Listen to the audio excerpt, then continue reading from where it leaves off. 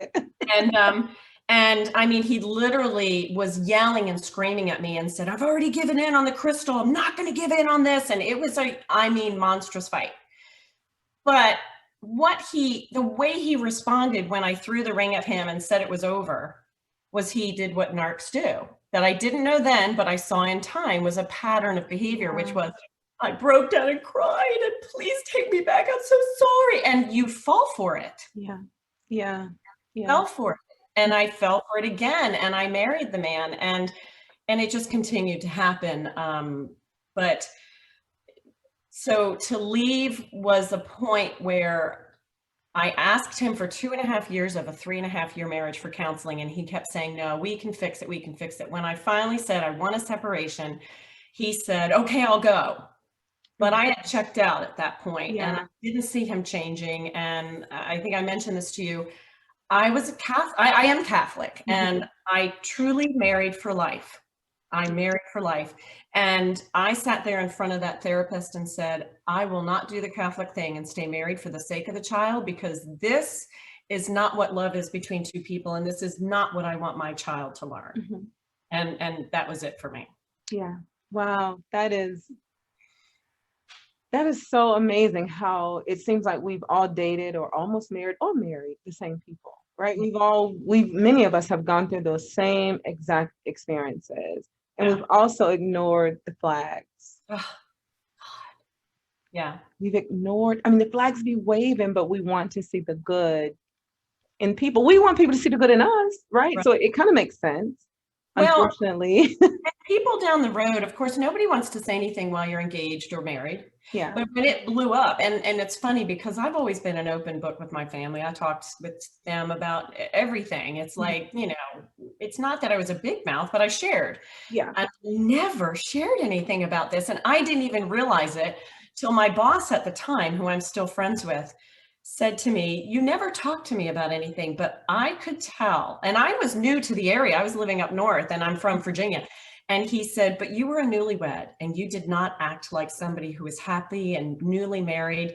I knew something was up." But when I told my family, suddenly everybody starts sharing all of their concerns with you. Isn't that something? Gosh. And they say, "Well, we didn't say anything to you because you probably wouldn't have listened," which is probably true. But oddly, I had a cousin at the time who was 16. So I'm 20. When I divorced, I guess I got married at 29, divorced, 31, 32. And apparently when he was 16 and we got married, he said to my uncle, his dad, "Did Aunt Barbara," which is my mother, "did Aunt Barbara pick him for her because he seems a little too perfect?" So a teenager saw it. Yeah. Yeah. The younger people can see them. The younger people, and I say that because I had 2 younger people in my life at the time, and they noticed the issues. And my daughter probably talked a little bit more than my son about it, but my daughter never. She saw right through the actions and the behaviors, and I kind of chalked it up like she don't like anyone anyway. But no, right. She really, she truly saw it. And you're right. After you go through this, now suddenly people will, like, "Hey, yeah, I saw something," or "I didn't think this," or "I would," but I think that we, the person that's with them, sometimes we enable the behavior by being quiet. Truly. Yes. And I talk about that in the book. I talk about how in the world did I let that go? Because I'm such a strong, independent woman. My husband now of 17 years will tell you the thing that most attracted him to me was when I told him at the beginning, because I came to this place over time. I wasn't like it with my ex, but I said, "I don't need a man." Yeah. He found that attractive, but I had come to that place where I didn't need to be with someone. But when I was younger, I had long-term relationships, but I went one to the next to the next.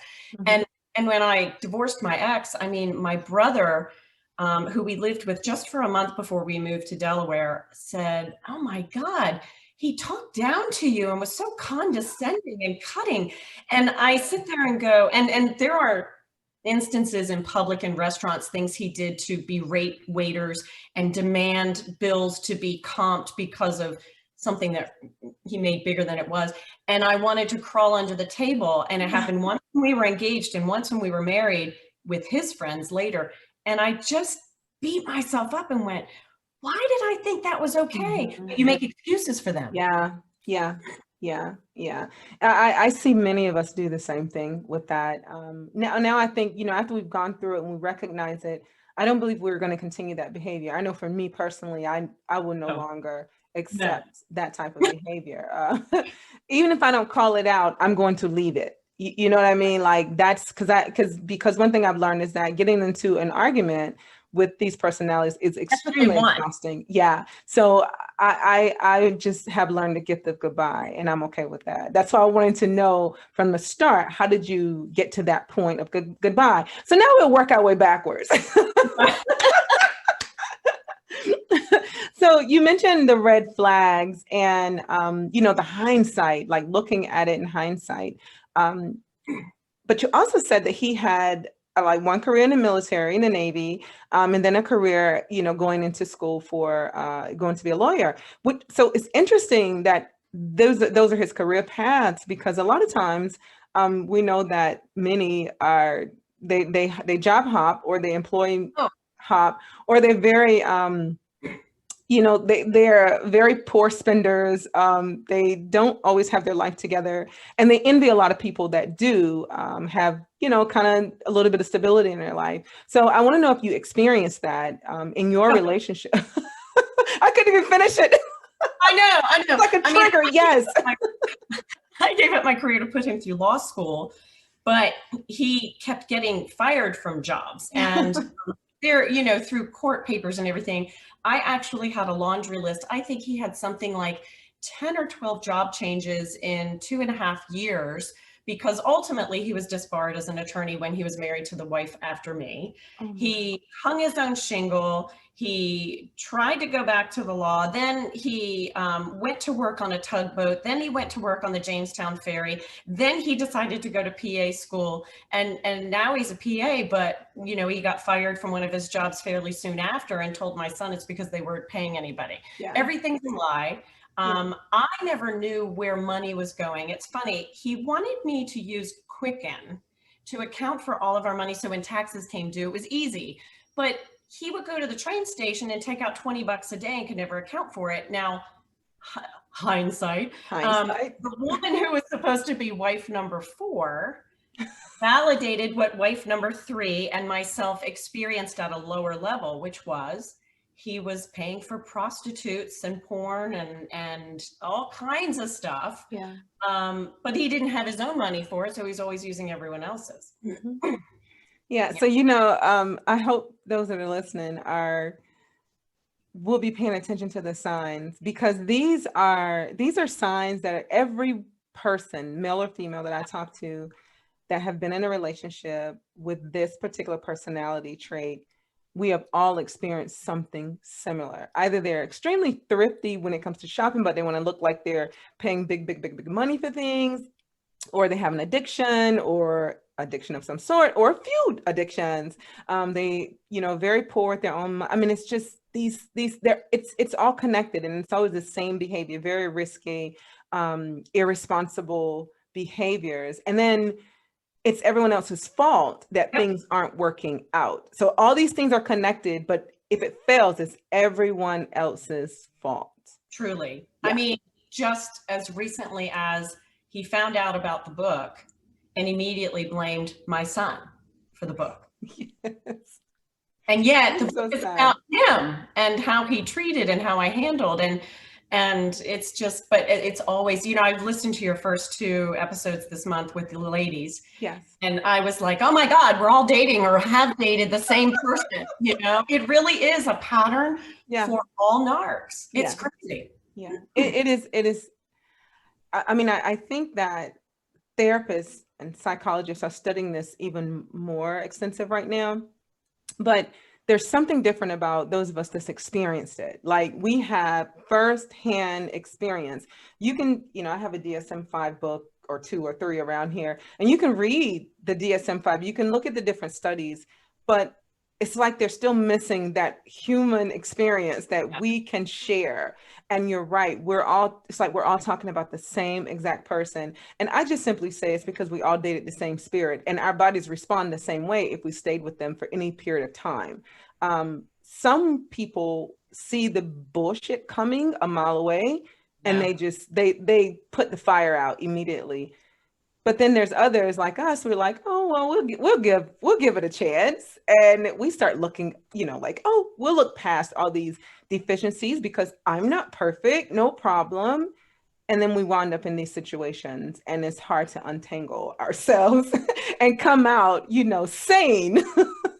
And he sold me a bill of goods and presented everything I thought I was looking for at the time. And I say that because I realized in 1996 when I came across a journal that I wrote when I was working on cruise ships. My mother did a little bit of grooming with me, of setting me up to husband hunt, essentially. So when I met him and he figured out that I was a devout Catholic, that I wanted a family, he presented all that to me and on a silver platter. And I bought it hook, line, and sinker. And, over the years in therapy, I have beat myself up with how the heck did I fall for it, marry it, when I had considered myself worldly. I had worked as an entertainer for 5 years. I met people from all over the world. I moved out when I was 19. I thought I was so worldly. Right. But my therapist had to say it repetitively to me, and I finally got it. He said, this is not about you. This is who they are. They're so good at what they do. They suck you in and they tell you they do whatever they need to in that moment to serve their purpose. And his purpose was always to get the next woman to financially support him and suck her dry. Yep. That is it. There's always a hidden agenda. And for some, it's the financial support. Others, it's status. Others, it's just feeding the ego of, that's the candy that they said I couldn't have, but guess what? I'm going to go get it anyway. Yeah. There's always that, and they find really sharp individuals and they just suck the life out of them if they're able and, if it's allowed. So my next question to you then is, how did you recover after that experience? I heard you mention therapy. Many had to go to therapy afterwards to kind of get our life back in order because we know something's off. But how did you recover after this entire experience? To include, I see that, you wound up writing this book ultimately. Queenie, it's an ongoing recovery.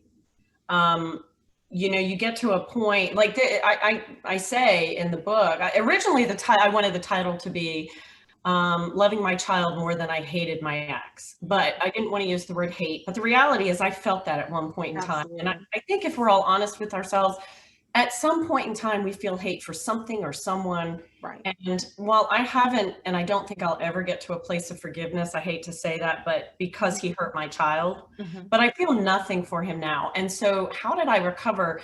I did start going to therapy, but most of it was trying to deal with how to handle him and what he was doing to my son and how to navigate it.